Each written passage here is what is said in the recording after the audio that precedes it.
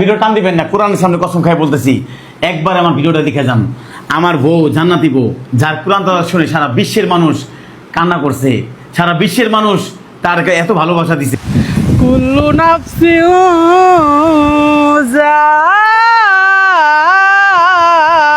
যায়কাতুল মাউত। এটা অপবিত্র ছিল, তুই পবিত্র করছো। যাই হোক, আপনারাও জানাবেন। গাইস দেখেন, জান্নাতি মা কোরআন তেলাওয়াত করছে দেখে মালয়েশিয়াকে অপবিত্র থেকে পবিত্র আরে বানাইছে। মানে দেখেন, এতক্ষণ ইহুদি, বৌদ্ধ, খ্রিস্টান এখানে ভর্তি ছিল, আর আমি কোরআন তেলাওয়াত করা সত্ত্বেই বৃষ্টি নামে আমি আসছে। তোরে বলি শোন, আলহামদুলিল্লাহ। তুই কোরআন নিয়ে ইসলাম নিয়ে বিউ ব্যবসা করিস না।